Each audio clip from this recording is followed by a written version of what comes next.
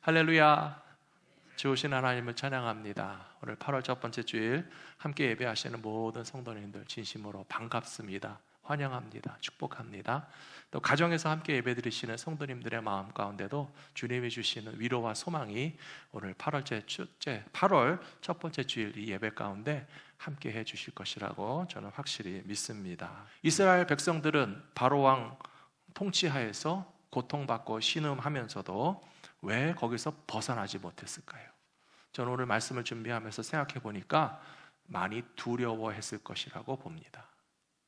바로 왕의 통치하에서도 반역하지 못하고 그들과 대적해서 싸우지 못한 이유는 심지어 부모들은 내 아들을 잡아다가 죽이는데도 도대체 자식을 죽인 왕과 국가에 대해서 저항도 하지 못하고 무슨 투쟁도 하지 못하고 그냥 집안의 아이를 죽이는데도 불구하고 그냥 속수무책으로 당하고 있는 히브리 민족의 마음 가운데는요, 엄청난 두려움이 짓누르고 있었던 것이 분명합니다. 우리 한 사람이 바로왕에게 덤벼봤자 무슨 소용이 있을까? 우리 히브리 민족이 아무리 억울하다고 힘을 모아서 정말 투쟁을 해본들 무슨 소용이 있을까? 두려워하는 마음에 짓눌린 사람들은요, 아무것도 해결하지 못합니다.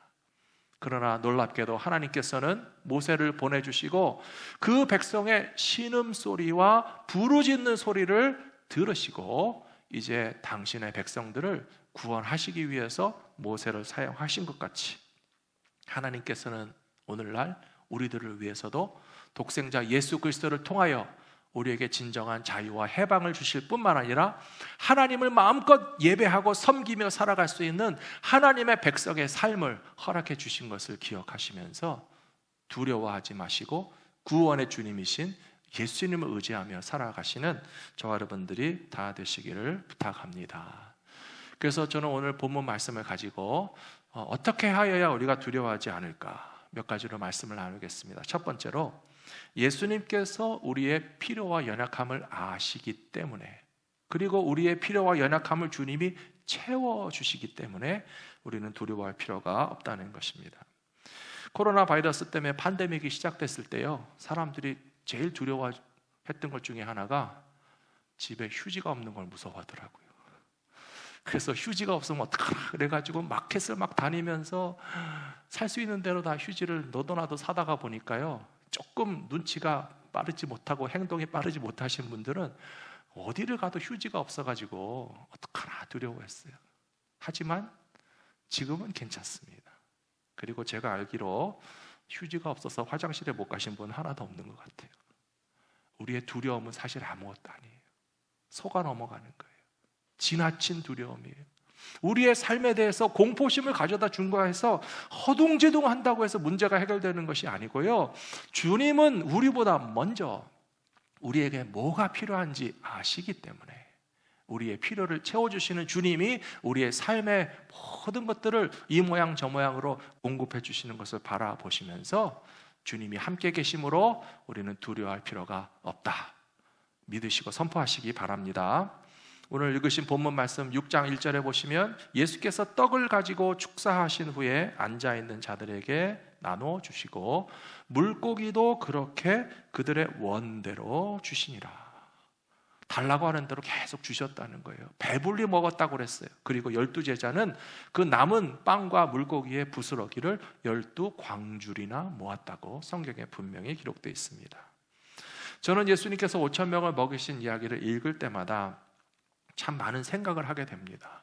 남자만 5,000명이라고 했는데 남자가 5,000명이 모였어도 이 사람들을 못 먹였구나. 참 답답하기도 하고요. 저도 그런 남자 중에 하나가 아닐까 하는 생각도 하고요. 그러나 사람의 힘으로 안 되는 것이 분명히 있습니다. 지금 미국을 비롯한 전 세계가 경험하고 있는 팬데믹의 현상도 저는 똑같다고 생각합니다. 미국은 전 세계에서 가장 강력한 나라고 과학이 발달하고 얼마나 많은 또 부자들도 있습니까? 그런데도 불구하고 남자가 5,000명이 모였어도 거기에 있는 사람들에게 필요한 양식을 공급해 주지 못한 것처럼 미국과 같은 강대국과 과학 기술과 의료가 발달했어도 아직도 변변한 치료제도 신통치 않고 예방할 수 있는 백신도 아직 사용하지 못한 채 속수무책으로 이 문제를 해결하지 못하고 당하고 있는 것처럼 인간의 힘으로 분명히 해결할 수 없는 엄청난 도전과 어려움 가운데에서도 주님이 역사하시면 5천 명을 먹이신 것과 마찬가지로 우리의 필요도 사람이 채우는 것이 아니라 주님이 채워주실 것을 끝까지 믿고 바라보실 수 있는 하나님의 백성들 되시기를 축원합니다. 저는 말씀을 읽으면서 저들의 필요를 아시고 라고 하는 말씀이 얼마나 제 마음에 와 닿는지 모르겠어요. 아이를 키우시는 부모님들은요, 자녀의 필요에 대해서 민감합니다. 지금 내 아이가 필요한 것은 뭘까?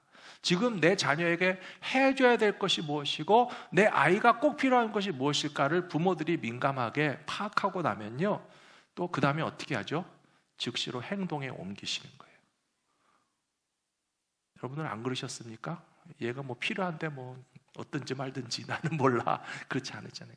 저희가 미국에 처음 와서 아이들이 가끔 아프고 열나고 기침하는데요, 한국이랑 좀 다르더라고요. 한국에는 아프면 금방 병원에 데려가고 금방 의사 선생님 만나고 금방 항생제도 받고 뭐 병원에 가는 게 힘들긴 해도 의사 선생님을 만나고 약을 받아서 먹이는데 어려움이 없었어요. 근데 미국에 오니까요, 의사 선생님 한 번 만나는 게 쉽지가 않아요. 절차도 복잡해요. 돈도 많이 들어요. 또 한국처럼 쉽게 항생제를 먹일 수 있는 것도 아니에요. 근데 의사 선생님이나 주변에 계시는 분들이 이민 생활이 다 그렇다고, 급할 때는 그저 유아용 해열제만이라도 있으면 열만 떨어뜨려도 한숨 놓을 수 있으니까 그런 거 약국에서 사다가 좀 준비해 놓으라고 하는 이야기를 들으니까요, 제 마음에 우리 아이들한테 필요한 게 유아용 해열제구나. 당장에 약국을 찾아가서 그것을 사다가 먹이기도 하고, 집안에 그거 하나 있으면 아이들이 혹시 아파도 당장 열을 떨어뜨릴 수 있겠으니까 좀 안심이 되고 그랬거든요. 사랑하는 성도 여러분, 주님이 말씀하십니다. 저들의 필요를 아시고, 하나님께서 우리가 필요한 게 뭔지 아신다는 거예요. 하나님께서 우리가 필요한 것을 아시는데 가만히 계시겠습니까? 예수님께서 우리가 필요한 것을 알고 계시는데 가만히 계시겠습니까? 5천 명이나 되는 사람들이 배가 고파 있는데 예수님이 가만히 계셨습니까?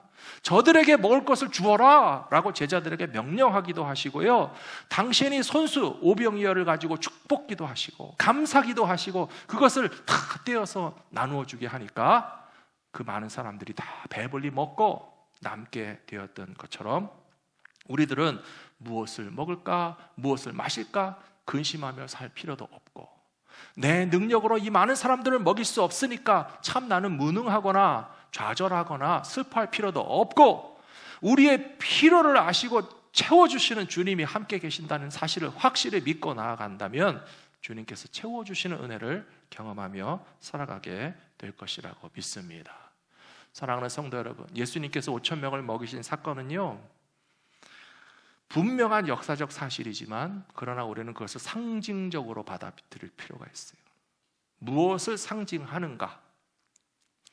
예수님은 우리의 육신의 배고픔만 채워주시는 주님이 아니라 생명의 양식으로서 당신 자신의 몸을 내어주시고 우리가 예수님을 받아 먹음으로써 구원을 받게 하실 것이다라고 하는 그 십자가 구원의 사건에 대해서 예표로 보여주신 것 중에 하나가 5천 명을 먹이신 사건이라고 이해하셔야 됩니다. 만일에 5천 명을 먹이신 사건을 이와 같은 예수님의 십자가 사건과 연결시켜서 복음적으로 이해하지 않는다면 사람들은 실망하게 될 거예요. 예수님 한 번 먹여주시고 끝입니까?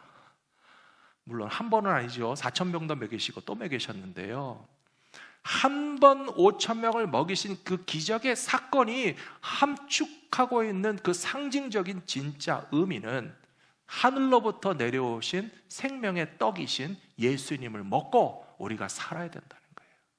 그래서 마지막 성만찬 때에도 예수님은 제자들에게 떡을 나눠주시면서 말씀하셨죠. 받아 먹으라.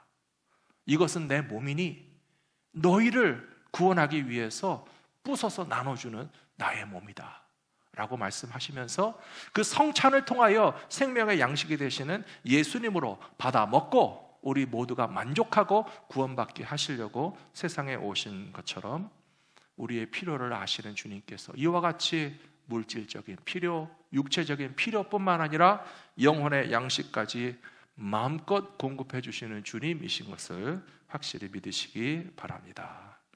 두 번째로, 주님은 위기에 처한 백성들의 삶을 멀리서 바라보시는 것이 아니라 그 한 복판에 친히 찾아오셔서 같이 계셔주시는 주님이시라는 것입니다. 요한복음 6장 19절 오늘 말씀해 보시면, 제자들이 노를 저어 10여리쯤 가다가 예수께서 바다 위로 걸어서 배에 오심을 보고 두려워하거늘 이르시되 내니 두려워하지 말라 말씀하셨습니다. 저는 이 말씀 참 재밌다고 생각합니다. 여러분들 성경 말씀 참 재밌으시죠? 예수님이 왜 물 위를 걸어오셨을까?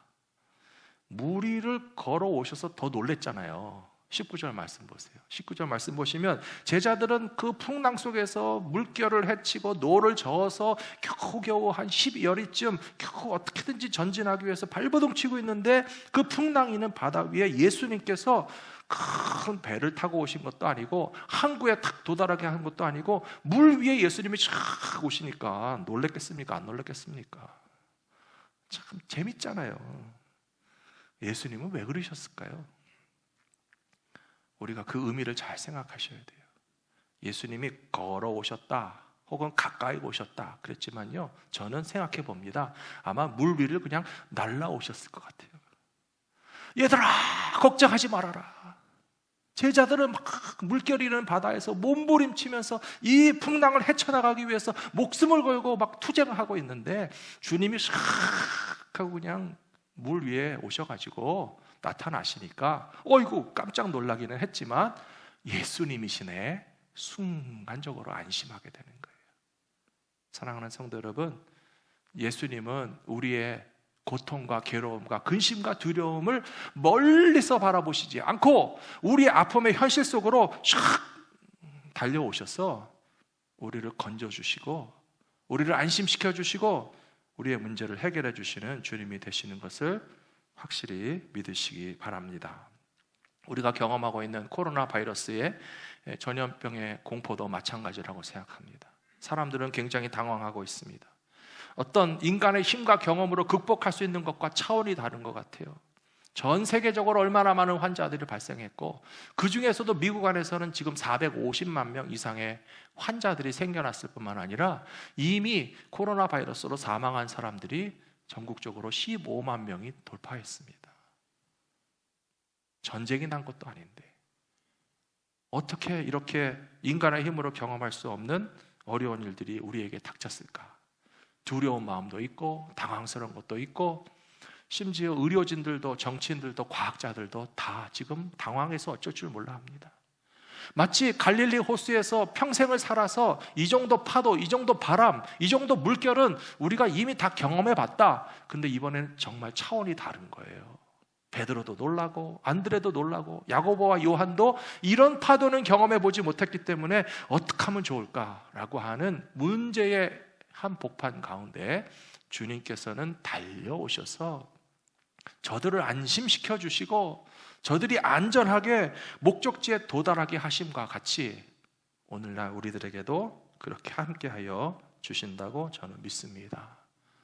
사랑하는 성도 여러분, 놀라지 마시고 내 인생 가운데 달려오시는 주님을 바라보시기 바랍니다. 여러분들 가정을 위해서 달려오시는 예수님을 기쁨으로 맞이하시기 바랍니다. 우리 교회와 우리의 삶의 한 복판에 우리가 두려워하는 이 현실 가운데 주님께서는 급하신 마음에 제자들이 놀라는 것도 생각지 않으시고 어디서 배를 구해서 쫓아가실 생각도 하지 않으시고 그저 나타나시고 달려오셔서 우리들의 놀라고 아프고 힘든 삶의 현실 가운데 어느 사이인가 주님이 내 곁에 계시는 것을 깨닫게 해주실 때에 우리의 마음은 안심하게 될 것이라고 저는 믿습니다. 지난 몇 달 동안도 우리 성도님들 가운데는요, 암 진단 받으신 분이 계세요. 여러분 계세요. 수술 받으신 분도 계세요. 항암 치료 받으시는 분들도 계세요. 제가 그분들의 사정과 형편을 생각할 때 굉장히 안타깝습니다. 만일에 코로나 바이러스 사태가 아니었다면 정말 찾아가서 신방하고 붙잡고 기도하고 병원에도 같이 들어가고 수술 받으실 때 성도님들이 또 후에 신방하기도 하고 다 같이 기도하기도 했을 거 아니에요. 근데 지금 상황은요, 수술 받으러 갈 때도 혼자 가세요. 항암 치료도 가족이 못 따라갑니다. 병원, 교회에서도 신방할 수가 없어요. 얼마나 그 외로운 수술 때와 외로운 항암 치료와 외로운 병원 출입에 있어서 그냥 나 혼자구나 하는 생각이 드실까 생각하면 제 마음이 너무 안타깝습니다. 그런데요, 주님은 달려가신다니까요. 주님은 함께 계신다니까요. 주님은 풍랑 위에 바다에서 제자들끼리만 어찌할 바 몰라서 당황해하고 있을 때에 그 물 위를 걸으셨는지 뛰셨는지 나르셨는지 몰라도 제자들의 그 고통의 한 복판에 친히 다가가셔서 함께 계셔 주시는 것처럼 오늘 우리들의 놀라고 당황하는 현실 가운데 함께 계시는 주님이시기 때문에 조금도 두려워하지 마시기 바랍니다. 요한복음 20장 26절에 보시면 이런 말씀이 나와 있습니다. 8해가 지나서 제자들이 다시 집안에 있을 때에 도마도 함께 있고 문들이 닫혔는데 예수께서 오사 가운데 서서 가라사대 너희에게 평강이 있을지어다. 예수님이 부활하셨거든요. 그런데 제자들은 무서워서 못 나가는 거예요. 예수님이 제자들 가운데 한 번 나타나셨거든요. 그런데 아직도 안심을 하지 못해서 제자들은 두려워서 떨고 있습니다. 문을 잠궈놨습니다. 8일 전에는 도마가 없었어요. 그런데 도마를 뺀 나머지 10명의 제자들이 있던 자리에 8일 전에 나타나셨고 그 다음에 8일 후에는 예수님이 도마까지 있는 그 자리에 나타나셨단 말이에요. 제자들은 계속 두려워했지만 그러나 주님께서 두려워하는 자들 가운데 찾아오셔서 그들 가운데 서셔서 말씀하시기를 평강이 있을지어다. 사랑하는 성도 여러분, 저는 오늘 이 말씀을 여러분들과 나누고 싶었습니다. 주님이 우리 가운데 계시면서 평강이 있을지어다 하는 음성을 아멘으로 받으시기 바랍니다. 마지막 세 번째로 주님과 함께 동행하는 인생들은 아무것도 두려워할 것이 없습니다. 마가복음 4장 41절 말씀해 보니까 그들이 심히 두려워하여 서로 말하되 그가 누구이기에 바람과 바다도 순종하는가 하였더라. 마가복음 4장은 요한복음에서 있던 본문과 약간 다른 것 같아요. 왜냐하면 요한복음 6장에서는 예수님의 배에 안 타고 계시다가 나중에 물 위를 걸어서 오셨고 마가복음 4장에서는 예수님이 벌써 배에 같이 타고 계시는 상황이었어요. 아마 예수님과 제자들이 갈릴리 호수를 다니시는 동안에 몇 번 바람과 파도를 경험했을 수 있을 거라고 생각합니다.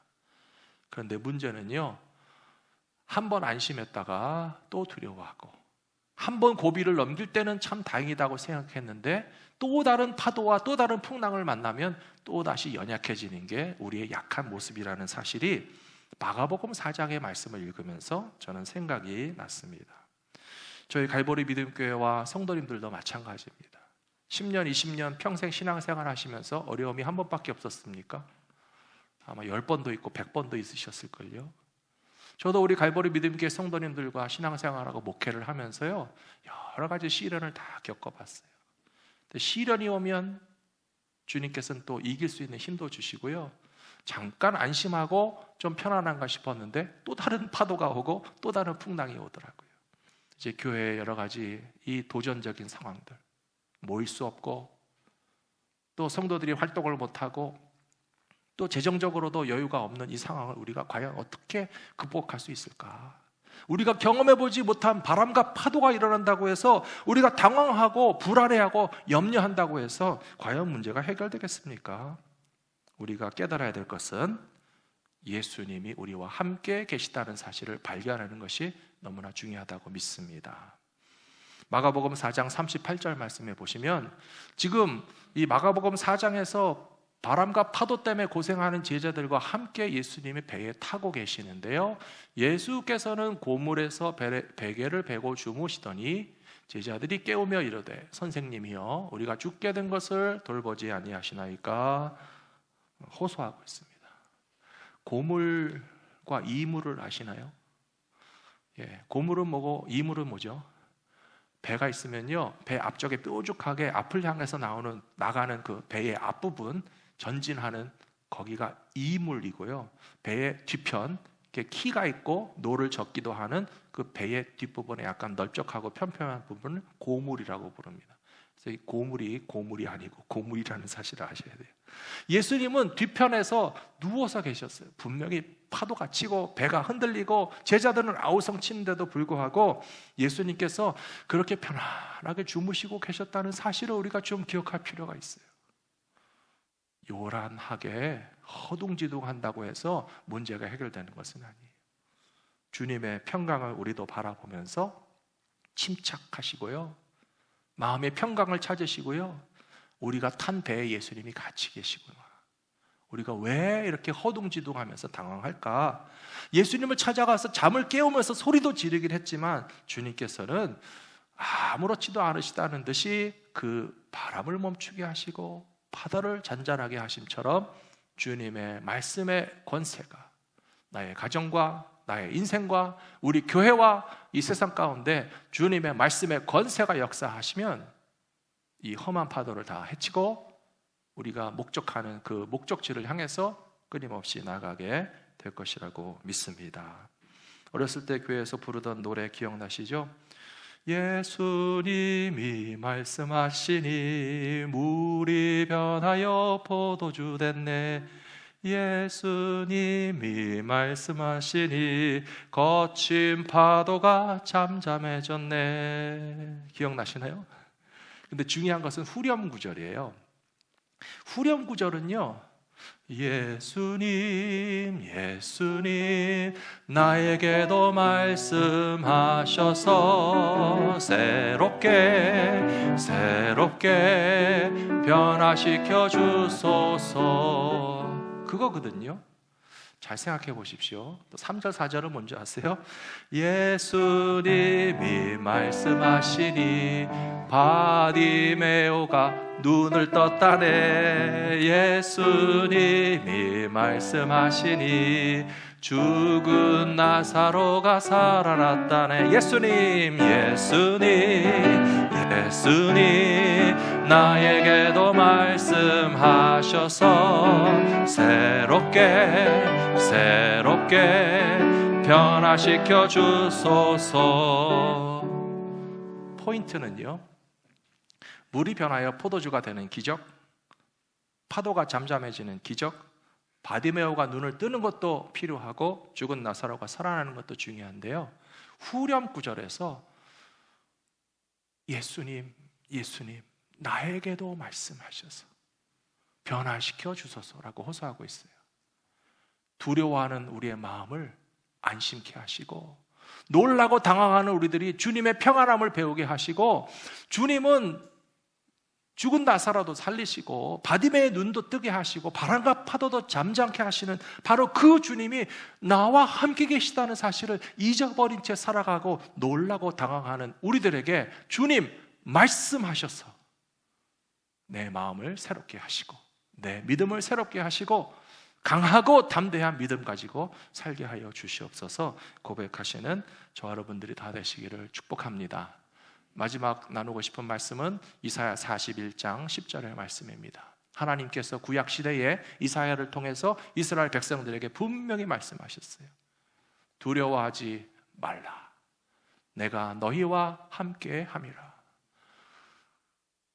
놀라지 말라. 나는 너의 하나님이 됨이라.